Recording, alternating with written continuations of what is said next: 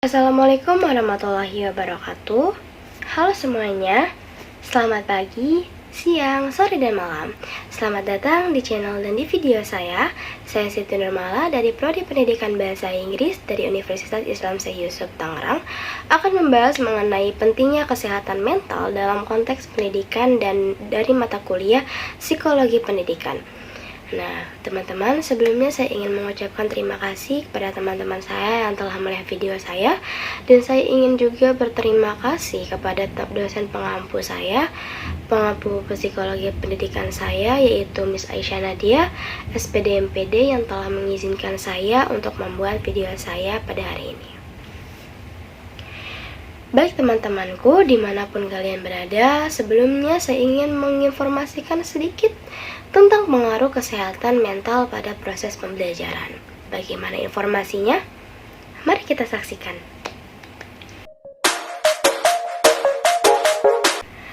Jadi teman-teman, pada kesehatan mental ini memainkan peran krusial ya, atau peran penting dalam proses pembelajaran. Kesehatan mental yang baik dapat meningkatkan konsentrasi, motivasi, dan kemampuan seseorang untuk belajar. Sebaliknya, gangguan kesehatan mental dapat menyebabkan berbagai dampak negatif pada kemampuan belajar. Berikut adalah beberapa informasi mengenai pengaruh kesehatan mental pada proses pembelajaran. Yang pertama, fokus dan konsentrasi. Fokus ialah kemampuan berpikir untuk mengarahkan perhatian pada satu tugas atau satu objek hingga sepenuhnya masuk dalam aktivitas tersebut tanpa jeda. Contohnya adalah ketika kita sedang belajar matematika. Jadi itu kita harus fokus kepada pembelajaran tersebut. Kita tidak boleh memikirkan hal apapun, kita tidak boleh memfokuskan ke hal apapun. Jadi kita harus fokus kepada pembelajaran tersebut. Kenapa? Agar kita bisa memahami pembelajaran tersebut dengan baik. Nah, yang kedua itu ada konsentrasi nih teman-teman. Konsentrasi ialah kemampuan berpikir untuk mengatasi atau membacakan suatu tugas atau persoalan yang kompleks. Nah, teman-teman, pada konsentrasi dan fokusan ini sama ya teman-teman. Jadi mereka dua-duanya sama fokus dan konsentrasi terhadap suatu objek. Jadi ketika kita fokus dan konsentrasi terhadap satu pembelajaran atau satu materi, kita akan bisa memahami pelajaran tersebut dengan baik. Yang kedua adalah motivasi. Motivasi merupakan suatu dorongan yang berupa kalimat yang baik dan memberi semangat dari diri seseorang secara sadar atau tidak sadar untuk melakukan suatu tindakan dengan tujuan tertentu. Apa yang akan terjadi sih jika kita tidak punya motivasi untuk belajar atau apapun yang berurusan dengan masa depan? Oke teman-teman, jadi orang yang tidak mempunyai motivasi atau tujuan hidup dapat menyebabkan kehilangan minat, kesehatan, dan penghambatan atas kemauannya untuk belajar. Contohnya adalah ketika kita sedang mengalami kehilangan minat nih, kita kan memerlukan motivasi untuk kehidupan kita, benar kan? Jadi kita harus memotivasikan kita dengan kalimat seperti ini. Saat kita punya harapan, maka kita akan fokus mencapai tujuan hidup. Dan di saat kita mempunyai teman yang tidak memiliki rasa untuk belajar atau untuk mengarungi masa depan, jadi kita harus memotivasikan ke teman kita dengan kalimat ini. Fokuslah pada hal-hal yang bisa kamu kontrol, selebihnya bukanlah urusanmu. Yang ketiga, ada interaksi sosial. Interaksi sosial adalah hubungan timbal balik antara individu maupun kelompok untuk menjalin hubungan pertemanan, diskusi, kerjasama yang diterapkan dalam kehidupan bermasyarakat. Nah teman-teman, dalam interaksi sosial sama aja ya, sama kayak komunikasi gitu ya. Nah, contohnya adalah ketika kita ingin bertanya nih teman-teman tentang pembahasan materi. Seperti, tolong dong jelasin materi ini, lalu kamu masih paham gak tentang materi ini? Tolong jelasin dong, aku gak paham. Lalu materi seperti apa ya, pembahasannya kayak apa ya? Seperti itu teman-teman. Positifnya, kesehatan mental yang baik membantu siswa berinteraksi secara sosial dengan baik dan membantu mereka belajar bersama atau berkelompok ya. Lalu yang keempat, ada kemampuan mengelola stres. Kemampuan mengelola stres adalah aspek kesehatan mental yang sangat penting dalam konteks pembelajaran dan kehidupan sehari-hari. Alasan kita mempunyai kemampuan untuk mengelola stres itu karena stres merupakan respon alami terhadap tekanan atau tantangan dan kemampuan untuk mengelola stres. Nah, stres dapat mempengaruhi kesejahteraan psikologis dan fisik seseorang.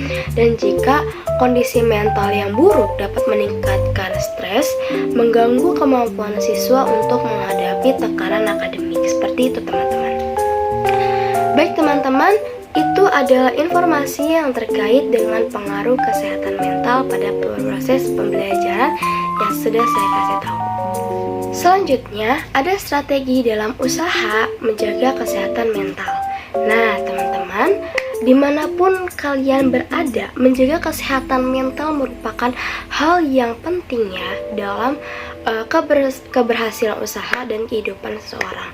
Dan ini adalah berikut dari beberapa strategi untuk menjaga kesehatan ala aku, yaitu pertama, tetap positif. Dengan strategi ini kita bisa berpikir dan bermain dengan sesuatu yang ada di kepala kita untuk menghadirkan masa depan yang diinginkan. Ketika kita mengalami contohnya seperti toxic relationship atau hubungan yang tidak baik, atau ketika kita putus dengan pacar kita, itu terkadang menjadi faktor kita untuk tidak menjaga kesehatan mental kita lewat berpikir. Jadi kita hanya fokus ke belakang dengan pikiran-pikiran negatif yang muncul seperti itu. Namun jika seperti itu, lebih baik kita hapus dan lebihkan dengan titik pikiran positif. Yang kedua adalah mengatur waktu istirahat. Biasanya saya menyisihkan waktu untuk kegiatan yang saya nikmati, ya seperti membaca buku, menyetel musik atau sebagainya. Selain itu, berbicara dengan orang yang dekat juga membantu saya menjaga keseimbangan emosional ya teman-teman. Nah, teman-teman, itu adalah strategi yang saya lakukan ketika saya berusaha untuk menjaga kesehatan mental saya. Lalu selanjutnya yang akan saya lakukan ketika merasa kesehatan mental saya terganggu. Nah, teman-teman, jadi ketika saya sering merasa sedih atau kehilangan kemampuan untuk berkonsentrasi, ketakutan dan kekhawatiran yang berlebihan, perubahan atau suasana hati yang drastis tanpa menarik diri dari teman dan lingkungan, kelelahan dan signifikan energi menurun atau mengalami masalah tidur, paranoid, serta delusi dan halusinasi, serta tidak mampu memahami situasi dan orang-orang dan lain-lain, saya akan pergi dan menjauh dari kerumunan, dan juga saya akan pergi berjalan-jalan atau setidaknya menaiki sepeda motor lah ya. Saya juga menjauhi kerumunan karena dengan begitu saya tidak akan mencelakakan hati orang-orang. Seperti itu teman-teman.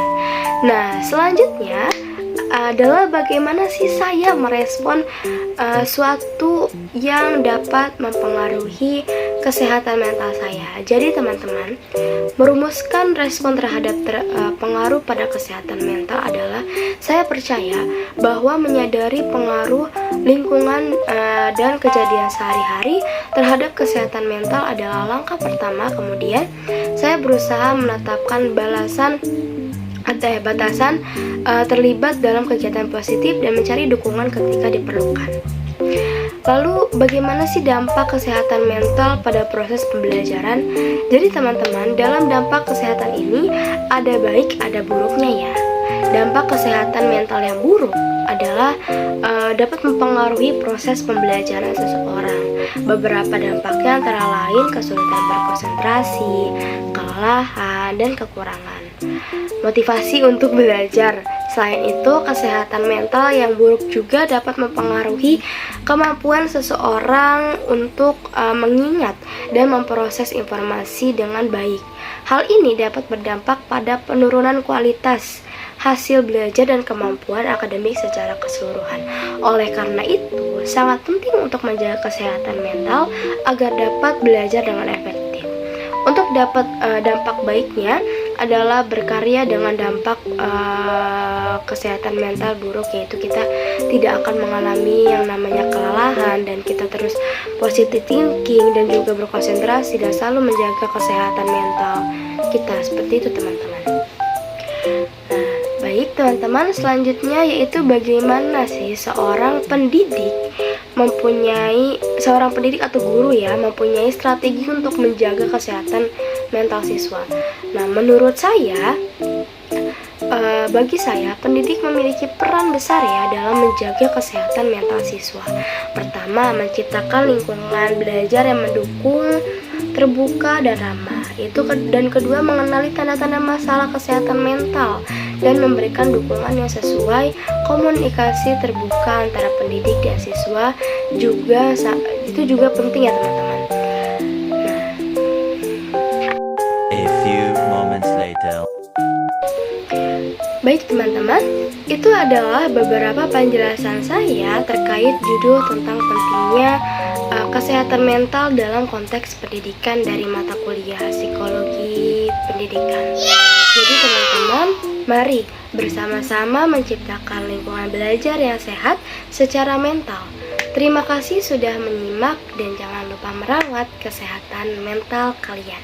Jangan lupa like, comment, and subscribe. Sampai jumpa. Bye bye. Wassalamualaikum warahmatullahi wabarakatuh.